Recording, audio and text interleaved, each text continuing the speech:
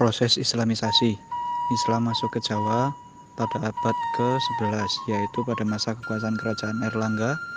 Proses Islamisasi di Jawa sendiri mencapai bentuk kekuasaan politik ketika munculnya Demak sebagai kerajaan Islam yang menguasai Pulau Jawa.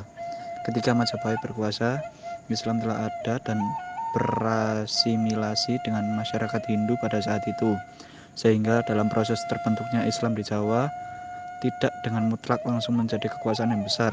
Islam diterima di Jawa karena masyarakat Jawa tidak ada istilah sistem kasta. Faktor pendukung yang memudahkan agama Islam diterima oleh masyarakat Indonesia diantaranya adalah 1. Persyaratan masuk Islam sangat mudah, cukup dengan mengucapkan 2 kalimat syahadat. 2. Pelaksanaan ibadah sederhana dan murah. 3. Agama Islam tidak mengenal pembagian kasta sehingga bisa diterima oleh seluruh lapisan masyarakat. 4. Aturan-aturannya fleksibel dan tidak memaksa penyebarannya dilakukan secara damai. 5. Para penyebar Islam menunjukkan diri dalam Islam. Kerajaan Demak. Kerajaan Demak adalah kerajaan Islam pertama di Pulau Jawa. Kerajaan ini terletak di Jawa Tengah, tepatnya di kota Demak. Kerajaan Demak didirikan oleh Raden Patah sekitar tahun 1500 Masehi. Wilayah Kerajaan Demak kemudian berkembang menjadi kerajaan besar karena letaknya yang sangat strategis, yaitu dekat pelabuhan dan menghubungkan perdagangan di Maluku, Makassar, dan Malaka. Raja-raja Demak. 1. Raden Fatah. 2. Patiunus. 3. Sultan Trenggono. Sebab kemunduran kerajaan Demak berawal dari Patiunus yang memiliki 2 putra yang berbeda ibu. Kemudian mereka berselisih untuk memperebutkan kekuasaan, yaitu Pangeran Sekar Sedolepen dan Sultan Trenggona. Namun perebutan kekuasaan dimenangkan oleh Sultan Trenggona. Setelah itu, pertempuran dilanjutkan oleh Arya Panangsang, Adipati Jipang putra dari Pangeran Sekar Sedolepen, dengan Joko Tingkir, Pangeran Hadiwijaya, menantu dari Sultan Trenggono. Lalu pertempuran dimenangkan oleh Joko Tingkir. Kemudian kerajaan Demak dipindah menjadi Kerajaan Panjang.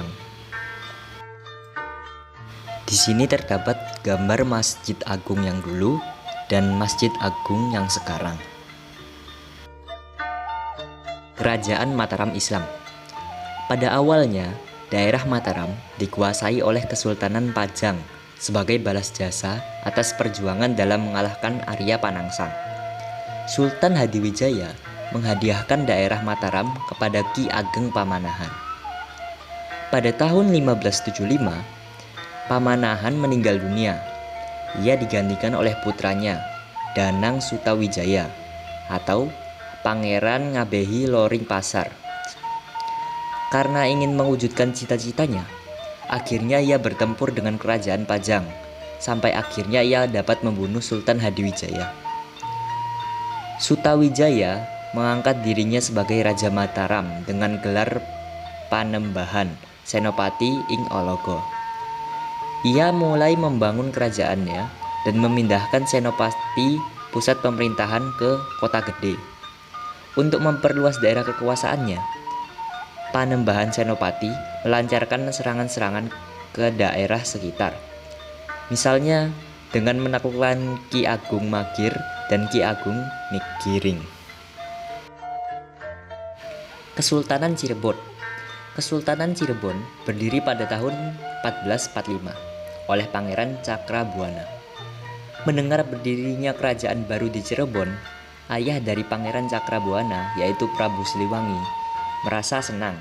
Kemudian ia mengutus Tumenggung Jayabaya untuk melantik Pangeran Cakrabuana menjadi Raja Negara Agung Pangkuwati Cirebon dengan gelar Abhiseka Sri Magono.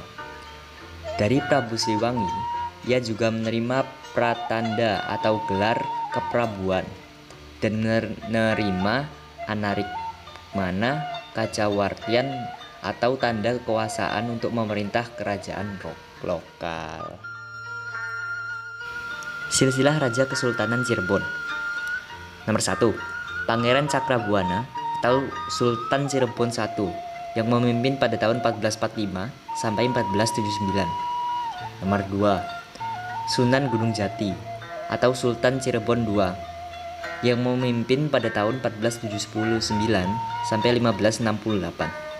Nomor 3, Fatahillah atau Sultan Cirebon III yang memimpin pada tahun 1568 sampai 1570. Yang keempat, Panembahan Ratu I atau Sultan Cirebon kelima yang memimpin pada tahun 1649 sampai 1677. Oleh Sultan Ageng Tirtayasa, Kesultanan Cirebon pada tahun 1677 dibagi dua, yaitu Kesewuhan dan Kanoman.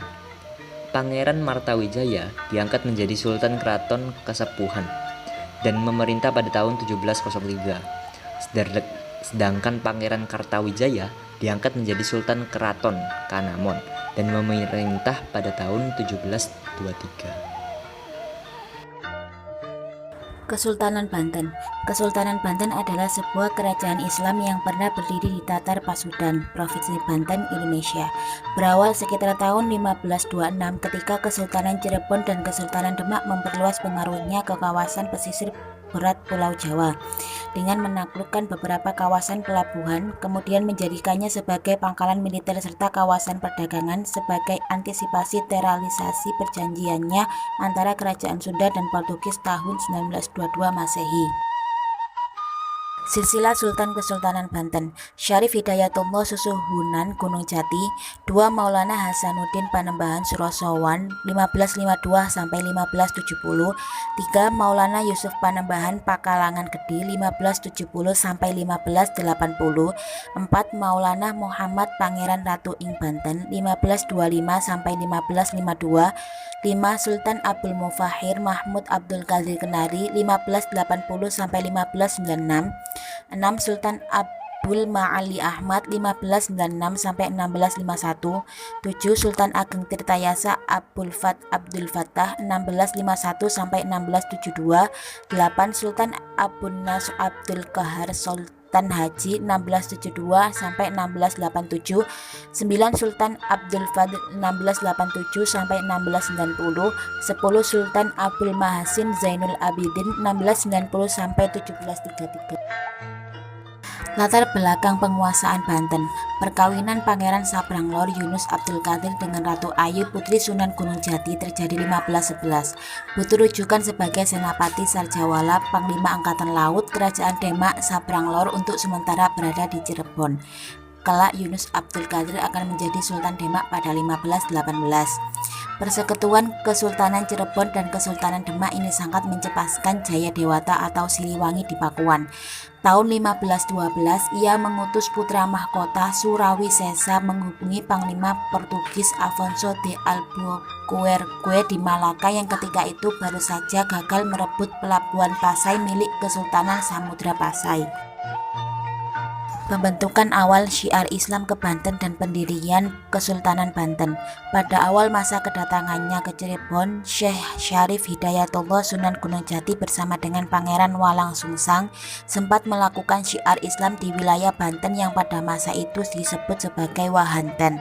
Syarif Hidayatullah dalam syiarnya menjelaskan bahwa arti jihad atau perang tidak hanya dimaksudkan perang melawan musuh-musuh saja, namun juga perang melawan hawa nafsu. Penjelasan inilah yang kemudian menarik hati masyarakat Wahanten dan pucuk umum penguasa Wahanten pesisir. Pada masa itu di wilayah Wahanten terdapat 2 penguasa yaitu Sang Surosowan, anak dari Prabu Jaya Dewata atau Siliwangi, yang menjadi pucuk umum atau penguasa untuk wilayah Wahanten pesisir, dan Arya Suranggana yang menjadi pucuk umum untuk wilayah Wahanten Girang.